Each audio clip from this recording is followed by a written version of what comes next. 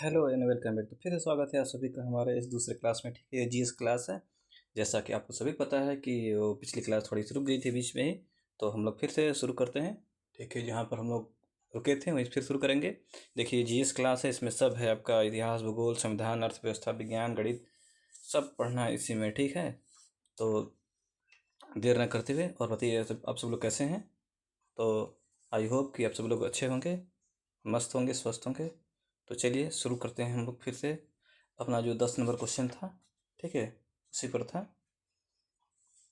तो नदियों की बात हो रही थी, तो चलिए नदियों पर चलते हैं पहले। चलिए ये देखते हैं भारत में उद्गम होने वाली नदी कितनी है। ठीक है, देखिए इधर जो गंगा के जो है, जो ग्लेशियर से निकलती है, जो कि उत्तराखंड से, ब्यास नदी जो कि रोहतांग दर्रा में हिमाचल प्रदेश से निकलती है, यमुना जो कि यमुनोत्री ग्लेशियर उत्तराखंड से निकलती है, झेलम जो है जो कि वेरीनाग झरना से निकलती है। ठीक है, और जम्मू कश्मीर में चिनाब जो है, चिनाब नदी जो है बारालाचा दर्रा से और हिमाचल प्रदेश निकलती है। रावी नदी है, रावी कांगड़ा है जो हिमाचल प्रदेश निकलती है। ठीक है, उस मध्य और पश्चिम वाली नदियाँ हैं, सभी नदियों का आप लोग याद कर लीजिए। ठीक है, और ये नर्मदा नदी हो गई। ठीक है, नर्मदा नदी हो गई अमरकंटक की पहाड़ी से, ताप्ती सतपुड़ा से, और जो चंबल है जो कि जाना पावा मध्य प्रदेश से, सोन नदी अमरकंटक की पहाड़ियों से मतलब निकलती है। लूनी नदी अरावली से निकलती है, फिर लूनी अरावली ये राजस्थान से भी निकलती है। साबरमती जो है अरावली की पहाड़ियों से निकलती है। ठीक है, उसके बाद ये प्रायद्वीप जो है, ठीक है, जिसमें क्या हो गया, गोदावरी है जो त्र्यंबकेश्वर से निकलती है।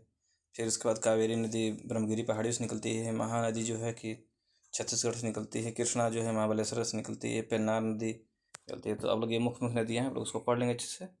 ठीक है, तो चलिए अब चलते हैं क्वेश्चन की तरफ। चलिए, जैसा कि देख रहे हैं हम क्वेश्चन पढ़ रहे थे, निम्नलिखित में से किसका उद्गम भारत में नहीं है। ठीक है, तो रावी का हमने पढ़ा, ब्यास का है, चिनाब का है। किसका नहीं है? सतलुज नदी का नहीं है, जो कि सतलुज नदी जो बाहर से आती है, क्या बोलते हैं उसका। तो चलिए अब नेक्स्ट क्वेश्चन पे चलते हैं। चलिए तो आइए पढ़ते हैं 11 नंबर क्वेश्चन। 11 नंबर क्वेश्चन कह रहा है, पृथ्वी पर मरुस्थल होने की संभावना अधिक कहाँ रहती है, यानी किस अक्षांश के पास सबसे अधिक रहती है। देखिए, पृथ्वी पर जो मरुस्थल होने की संभावना क्या होती है, जो 23.5 डिग्री, कितना, 23.5 डिग्री अक्षांश पे होती है। कितनी होती है? 23.5 डिग्री पे। क्लियर, जो कि उसकी वजह होती है क्योंकि वहाँ जो जो चलती जो हवाएं हैं, ठीक है, जो विस्तृत क्षेत्र से चलने वाली हवाएं हैं जो अनावर्त क्षेत्रों में उतरती हैं। ठीक है, और वहीं जो उच्च दायु का जो है क्या होता है, वहाँ पे उच्च दायु का जो वाद का क्षेत्र बन जाता है, यानी कि उच्च वायु दाब का क्षेत्र बन जाता है। जिससे क्या होता है, जिसमें वहाँ पे जो है कि मौसम हमेशा साफ रहता है, और वहाँ पे क्या होता है कि वो बादल बन ही नहीं देता। जब बादल बनेगा नहीं, जब उच्च वायु दाब विश्व दबाव ज़्यादा होगा, बादल नहीं बनेगा। जब बादल नहीं बनेगा तो जाहिर सी बात है वहाँ पर बारिशें नहीं होगी, बारिश नहीं होगी तो वहाँ पे मरुस्थल हो जाएगा। तो इसका ऑप्शन नंबर क्या है? Option number B is the right answer, यानी 23 लिखा है, यानी 23.5 मान चलिए लमसम। चलिए ठीक है, अब चलते हैं नेक्स्ट क्वेश्चन की तरफ। चलिए 12 नंबर क्वेश्चन क्या लिखा है कि अराकान एवं पेगुयुमा कहाँ स्थित है। Arakan Pegu Yoma, option A Myanmar, option B Nepal, option number C Bhutan, option number C China. तो बताइए आप लोग फटाफट। चलिए, तो जो आपका ये अराकान और पेमुयमा पर्वत है, ठीक है, यह म्यांमार देश में अवस्थित कहाँ है? ये म्यांमार में, यानी option number A is the right answer. चलिए फटाफट नेक्स्ट क्वेश्चन की तरफ चलते हैं। चलिए आगे पोल्टी में हम न्यायिक पुनरावलोकन की व्यवस्था देखते हैं, यानी 13 नंबर क्वेश्चन बोल रहा है कि हम जो न्यायिक पुनरावलोकन की व्यवस्था कहाँ देखते हैं। ये भारत में देखते हैं, यूके में देखते हैं, यूएसए में देखते हैं, भारत और यूएसए दोनों में देखते हैं। तो जो न्यायिक पुनरावलोकन है, जो न्यायिक पुनरावलोकन है, ठीक है, जैसे कि कोई कोई फैसला सुना दिया उसके बाद दोबारा उस पर जो चर्चा वर्चा, ये कहाँ पर है। ठीक है, तो जो अनुच्छेद 13 हो गया, अनुच्छेद 13, 32, 136, 226 और 227 में न्यायालय पुनर्गठन की शक्ति प्रदान की गई है। ठीक है, जो जो भारत संविधान द्वारा जो उच्चतम न्यायालय है, ये 13, 32, 136, 226 और 227 में क्या है, न्यायिक पुनर्गठन की शक्ति जो है न्यायालय को प्रदान की गई है। और जो कि इसमें जो भारत में भी है और यूएसए में, यानी भारत और अमेरिका दोनों में है। ठीक है, यानी option number D is the right answer. चलिए नेक्स्ट क्वेश्चन की तरफ चलते हैं। चलिए क्वेश्चन नंबर 14 क्या है? क्वेश्चन नंबर 14 क्या कहता है कि भारत में एक राज्य की सीमा में परिवर्तन किया जा सकता है किस अनुच्छेद द्वारा, यानी कि भारत की जो सीमा में, जो भारत की एक राज्य है, किसी राज्य की सीमा में कब मतलब किस अनुच्छेद द्वारा परिवर्तन किया जाता है? अनुच्छेद 368 के द्वारा, अनुच्छेद 130 में दी गई है, या अनुच्छेद 70 में दी गई है, कि अनुच्छेद 3 में दी गई है। ठीक है, तो ये आप लोग इसका राइट आंसर फटाफट बताइए।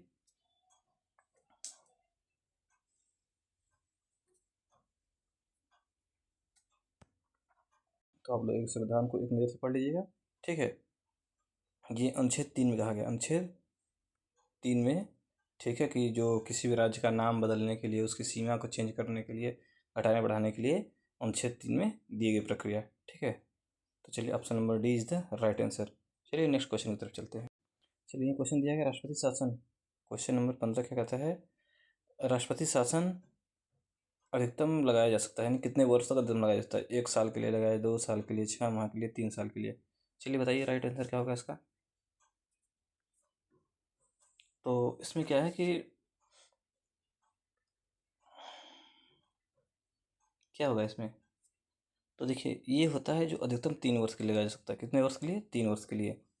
ठीक है, और ये जो इसमें जो है जो 44वां संविधान संशोधन है, जो कि 1978 द्वारा 356 खंड 5 में जो प्रस्तावित करके इसको ये विधि बना दिया गया है कि 356 के अधीन ये घोषणा की गई कि एक अवधि में 1 वर्ष के लिए परिसीमित कर दिया गया है। ठीक है, और उसके बाद यानी कि इसको 1 वर्ष कर दिया गया है, बदल दिया गया है, लेकिन ये 3 साल के लिए अधिकतम लगाया जा सकता है। ठीक है, चलिए नेक्स्ट क्वेश्चन। चलिए ध्यान दीजिए, देखिए हम लोग को केवल नंबर लेना है। ठीक है, ज़्यादा हम लोग को ज़्यादा बहस वहस नहीं करना है। ठीक है, बस किसी तरह से उसमें क्या है कि एक क्वेश्चन कहीं से भी हमारा सही हो जाना चाहिए बस। ठीक है, तो ज़्यादा अंदर नहीं जाएंगे हम लोग, बस ऊपर ऊपर देखते हैं। ठीक है, चलिए अब क्वेश्चन आते हैं। क्वेश्चन नंबर 16 कहता है, भारत के राष्ट्रपति द्वारा संविधान के अनुच्छेद 19 में दिया गया स्वतंत्रता का अधिकार किस अनुच्छेद के अंतर्गत किया गया है? ठीक है, स्वतंत्रता किस अनुच्छेद में किया गया है?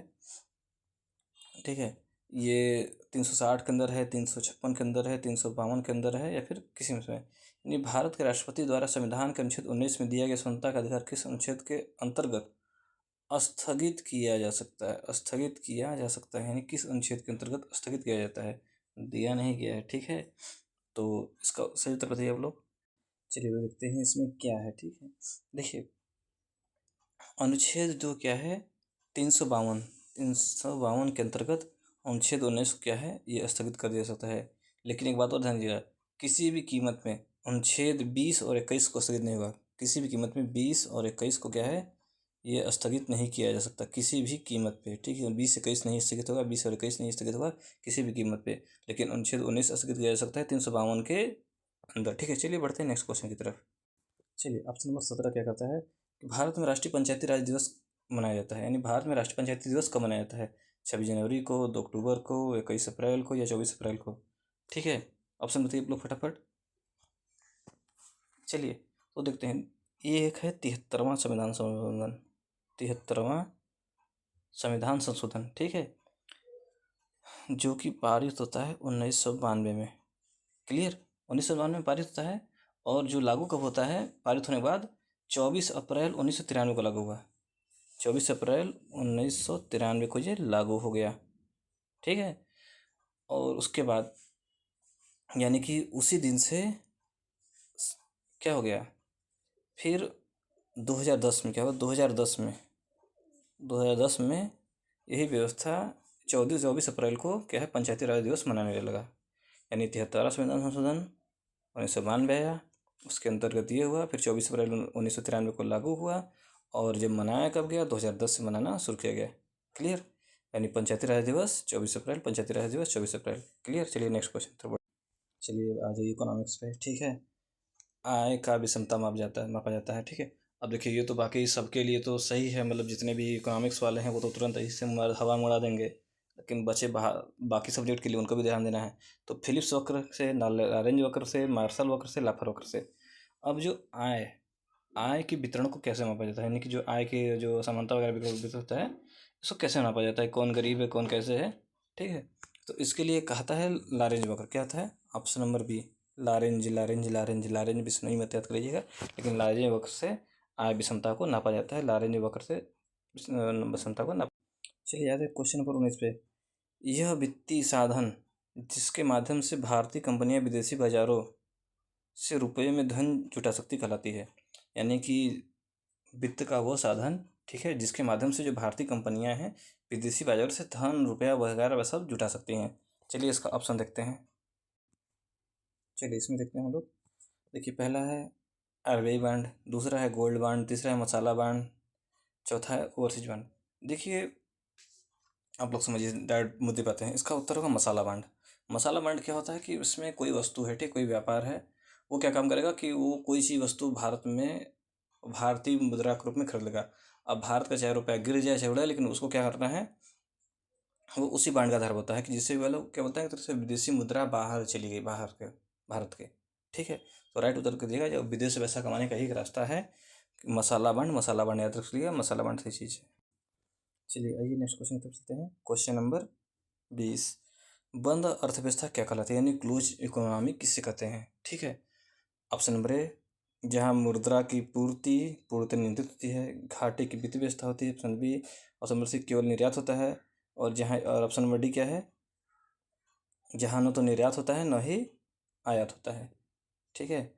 तो ऑप्शन नंबर क्या होगा, देखिए बंद अवस्था ये होती है जहाँ पर न किसी न कोई लेना न किसी देना, ठीक है। सबको किम जोंग की याद आ रही होगी, न तो निर्यात होता है न ही आयात होता है, ठीक है। लेकिन अब फिलहाल में ऑप्शन वही है, लेकिन वो भी सही नहीं है, लेकिन मान मान सकते हैं उसको, ठीक है। तो यानी बंद अर्थव्यवस्था है, option number D is the right answer. जहाँ पर किसी चीज़ का व्यापार नहीं होता, जहाँ पर किसी चीज़ का व्यापार नहीं होता, ना कोई न बाहर कोई सामान जाता है, ना कोई बाहर सामान कोई अंदर आता है, उसी को क्या बोलते हैं, बंद अर्थव्यवस्था होते हैं। चलिए नेक्स्ट क्वेश्चन। चलिए आ गया फिर से भूगोल की तरफ आ गए हम लोग, ठीक है। जियोग्राफी का क्वेश्चन बड़ा प्रिय हमको होता है, लेकिन फिर भी क्या करें, इकोनॉमिक्स का। चलिए आइए बढ़ते हैं तरफ।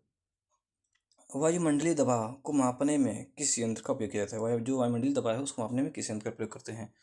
पहला दिया है hydrometer, option number B barometer, option number C manometer, option number D hygrometer. चलिए यहाँ पर देखते हैं कौन प्रयोग करते हैं। देखिए जहाँ पर हम लोग क्या बोलते हैं, वायुमंडल का दबाव, जो वायुमंडलीय दबाव कैसे नापते हैं, तो यहाँ पर देखिए पहला ऑप्शन का दिया है हाइड्रोमीटर। हाइड्रोमीटर थोड़ी नापते हैं, हाइड्रोमीटर नापते हैं वायु की आर्द्रता, वायु की आर्द्रता, ठीक है। चलिए अब मैनोमीटर हो गया। अब मैनोमीटर यहाँ दिया है सी पे, उससे क्या मापते हैं, उससे मापते हैं द्रव का दाब। क्या मापते हैं उससे, जो द्रव होता है यानी उसका क्या होता है, उस द्रव का दाब। अब आ गया डी हाइग्रोमीटर। हाइग्रोमीटर से नापते हैं द्रव का अपेक्षिक घनत्व। क्या नापते हैं उससे,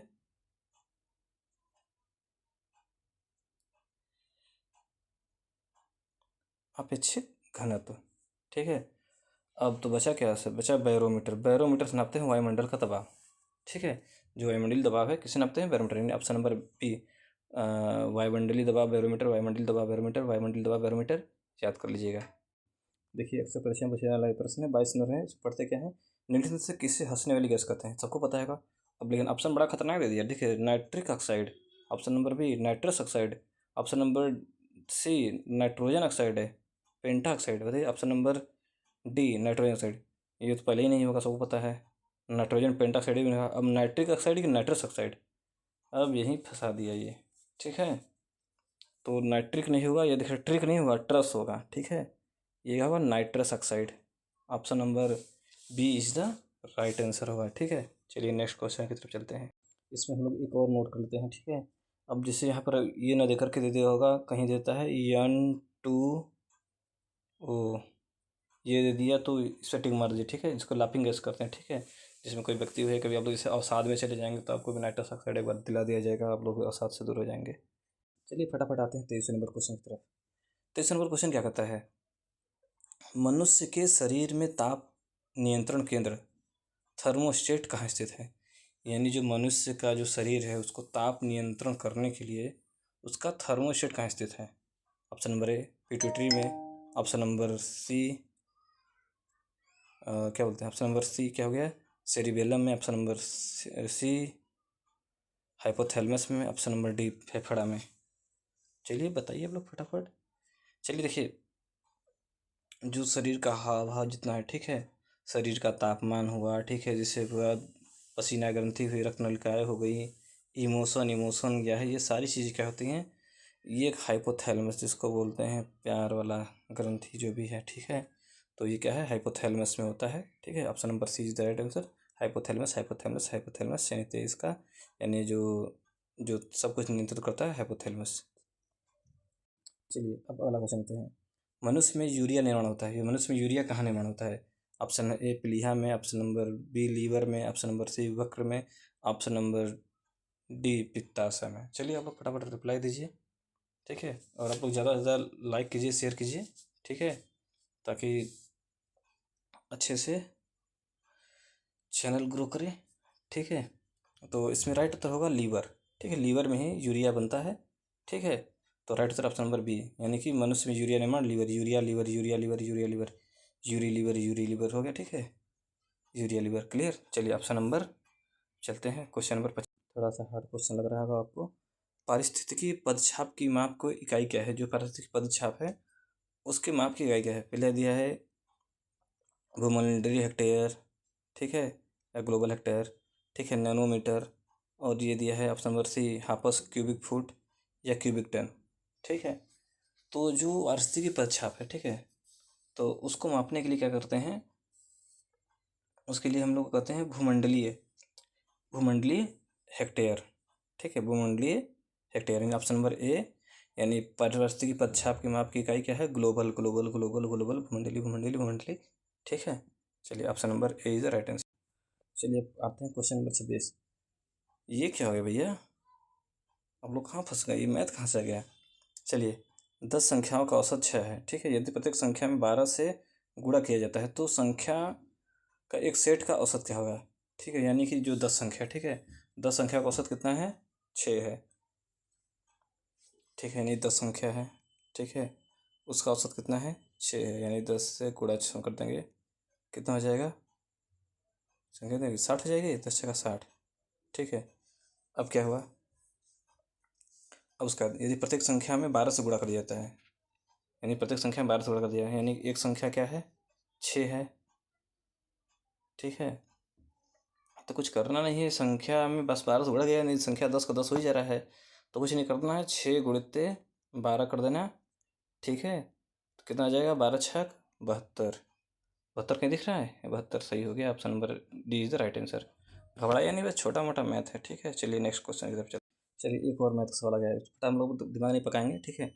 एक मोबाइल एक मोबाइल दो मोबाइल विक्रेताओं द्वारा 45% के कुल लाभ पर बेचा गया है। यदि पहले विक्रेता को 25% का लाभ पर बेचा गया तो दूसरे विक्रेता कितना प्रतिशत लाभ हुआ? ठीक है, टोटल लाभ कितना है? 45%, ठीक है। यानी मान लीजिए मोबाइल कितना का है? 100 का है, ठीक है। मोबाइल कितने रुपए का है? 100 रुपये का खरीद लिया, ठीक है। अब दोनों विक्रेता क्या हुआ, दोनों ने मिलकर कितने का बेचा? 145 रुपये का बेचा, ठीक है। पहले को लाभ कितना हो गया? पहले विक्रेता ने कितने बेचा? 125 का बेचा, ठीक है। क्लियर, ठीक है। तो अब क्या होगा, अब दूसरे को लाभ कितना हुआ, अब उसको निकालना है। तो लाभ प्रतिशत सूत्र होता है, ठीक है। क्या यानी कि होता है कि कुल, यानी कि जितने का बिचा 145 का बिका, ठीक है, माइनस कर देंगे इसमें से, माइनस जितने का पहले का बेचा 125 का बेचा, फिर बटा के, फिर जितने का बेचा, जितने का पहले ने बेचा 125 बेचा, फिर क्या करेंगे? गुणित 100, ठीक है। अब इतना कैलकुलेशन करना है। ऊपर कितना बचा? ऊपर बचा 20, 145 में से इसमें चीज़ें घटाएंगे तो कितने बचेगा? इसमें से इसको घटाएंगे, कितना बचेगा? यहाँ बचा आपका, कौन सा कलर लिखिए, बड़ा चटका देखें, कौन सा दिख रहा है?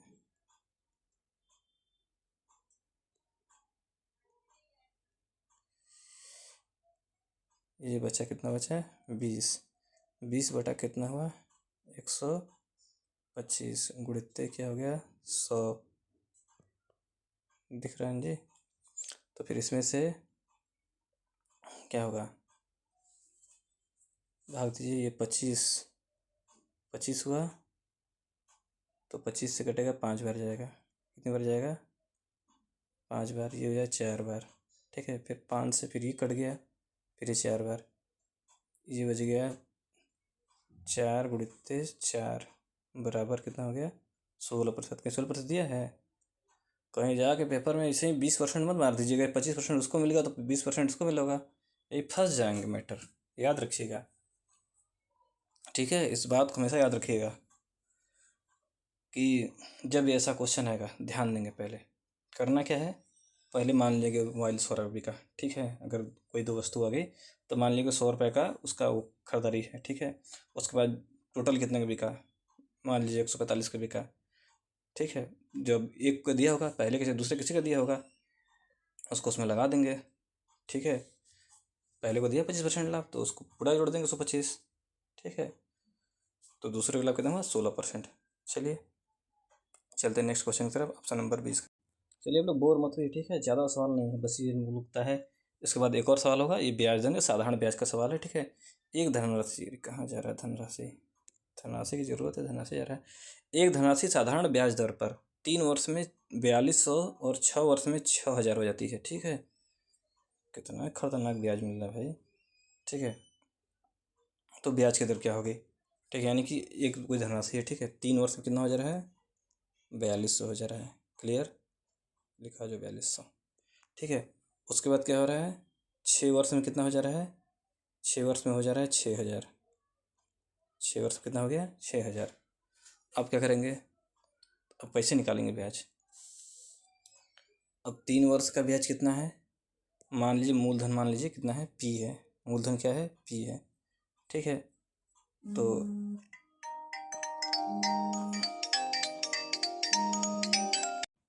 चलिए समस्या आती रहती है, ठीक, बीच में घंटी बज गई। चलिए हम लोग आते हैं सवाल की तरफ।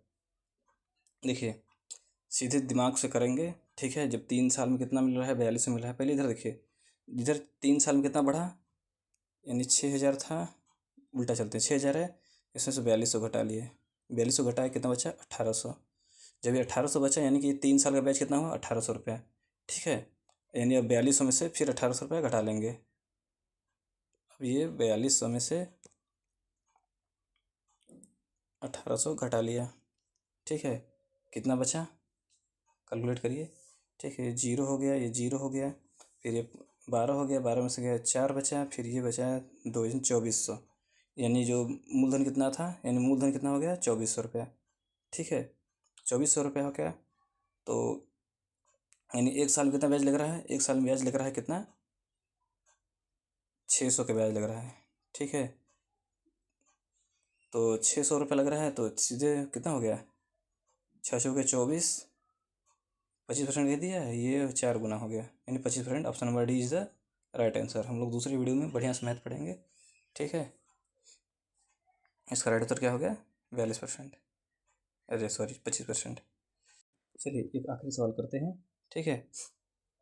यदि प्रीति 30 किमी प्रति घंटे की गति से दौड़ती है तो उससे 500 मीटर की दूरी तय करने में कितना समय लगेगा। यदि प्रीति है वो 300 किमी प्रति घंटे की दर से दौड़ती है, गति से दौड़ती है, तो उससे 500 मीटर की दूरी तय करने में कितना समय लगेगा, यानी ये कितना दिया है, इसको दौड़ना है मीटर में, यानी कि 30 किमी, यानी 30 किमी, जहाँ किमी हो किलोमीटर प्रति घंटा, इसको बदलेंगे मीटर प्रति सेकंड में। तो इसको क्या करते हैं, इसमें तुरंत 5/18 से भाग देते हैं, 5/18 से गुणा कर देते हैं, 5/18, जब 5/18 से गुणा करेंगे तो ये हो जाएगा 25/3 हो जाएगा, 25/3 मीटर प्रति सेकंड, ठीक है, ये हो गया।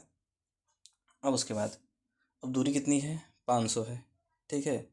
तो अब क्या करें, ये क्या करता है, ये करता है नहीं कि 1 सेकंड में कितनी जाती है 25/3, 1 सेकंड में बहुत तेज भागती है, 1 सेकंड में कितना भागती है 25/3 मीटर, ठीक है।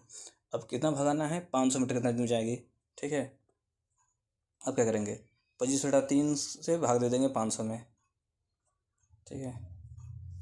और ये हो गया आपका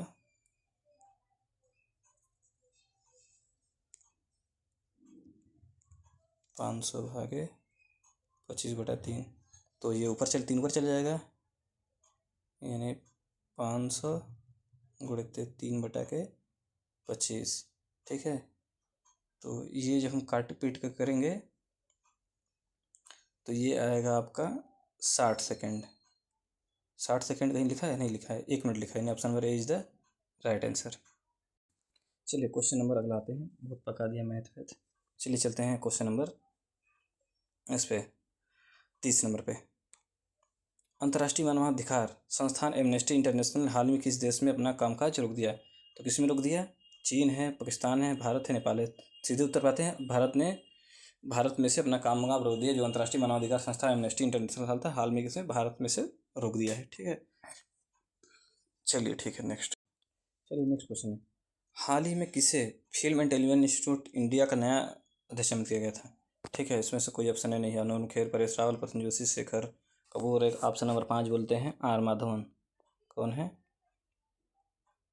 आर माधवन। तो इसका राइट उत्तर क्या होगा? आर माधवन, जो कि 2023 से यही है। ठीक है, 2023 से आर माधवन को क्या है, film and television institute of India का नया अध्यक्ष नामित किया गया है। ठीक है, चलिए नेक्स्ट क्वेश्चन की तरफ चलते हैं। अगला क्वेश्चन हमारा है, हाल ही में वैज्ञानिक तथा औद्योगिक अनुसंधान परिषद CSIR के केंद्रीय यांत्रिकी अभियांत्रिकी अनुसंधान चेमेरी ने विश्व का सबसे बड़ा ब्रिज सौर ब्रिज कहाँ विकसित स्थापित किया है? विकसित कर कहाँ है?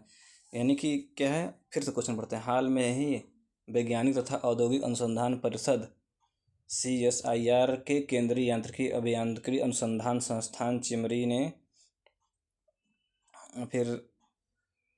विश्व का सबसे बड़ा सौर ब्रिज कहाँ विकसित हो गया भैया? ऑप्शन नंबर ए मुंबई है, चेन्नई है, दुर्गापुर है कि हैदराबाद है? तो इसका ऑप्शन नंबर दुर्गापुर में है, जो कि सबसे बड़ा सौर ब्रिज है। दुर्गापुर में सबसे बड़ा सौर ब्रिज विकसित किया गया था।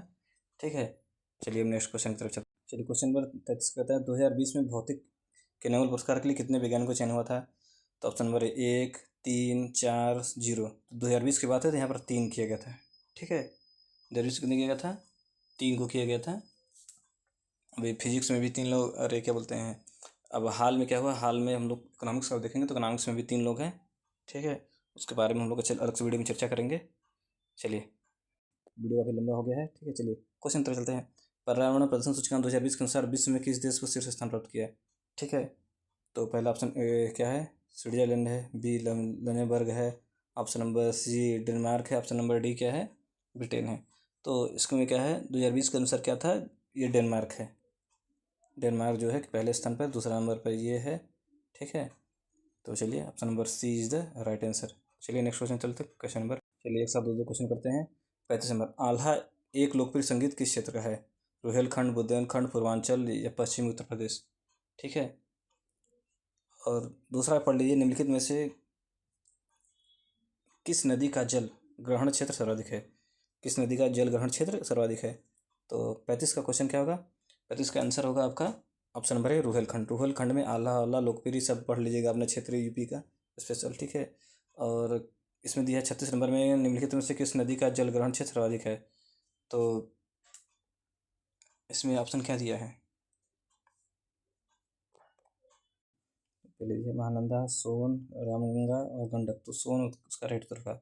ठीक है, option number B is right answer. चलिए चलते हैं क्वेश्चन नंबर 37 पे।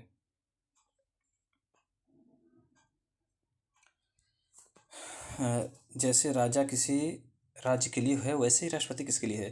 जैसे राजा किसी राज्य के लिए वैसे राष्ट्रपति किसके लिए है? तो पहला ऑप्शन नंबर है सीनेट है, प्रजातंत्र है, राज्य संसद है। तो प्रजातंत्र। जैसे राजा राज्य के लिए है तो राष्ट्रपति प्रजातंत्र के लिए है, नहीं प्रजातंत्र नहीं है, गणराज्य होगा ना, गणराज्य के लिए है प्रजातंत्र दूसरा, यानी option number C, option number C is the right answer. ठीक है, गणराज्य गणराज्य गणराज्य, राष्ट्रपति गणराज्य के लिए। चलिए नेक्स्ट क्वेश्चन की तरफ चलते हैं। चलिए अब ये आ गया रीजनिंग। अरे यार आप लोग क्या क्या लगाएंगे, यही तो समस्या है। जैसे कि चलिए फाइंड आउट की लिखिए, जिसमें संख्या है 3 है, 5 है, और 3 है, 5 है, 5 है, 19 है, 7 है, 41 है, 9 है। इसमें लोग संख्या याद कीजिए। अभी क्या है, 61 है, 71 है, 79 है, 69 है। क्या करेंगे, इसको लगाया जाए, क्या किया जाए? समय तो काफ़ी ज़्यादा हो चुका है।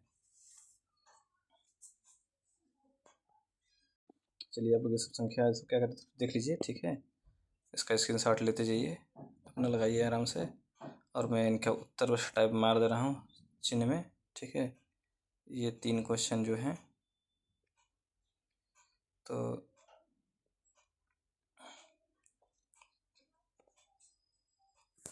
चलिए समय कम है, क्या करते हैं, इसका जो राइट उत्तर क्या होगा, इसका होगा बी होगा 71, ठीक है। और 39 का होगा सी पिता, और 40 का होगा आपका 40 का होगा डी पिता, ठीक है। 71 पिता पिता, ठीक है। तो अब चलते हैं, ठीक है, मिलते हैं नेक्स्ट वीडियो में। तब तक के लिए take care, bye bye. Channel को लाइक सब्सक्राइब शेयर कर दीजिए आराम से। Bye bye.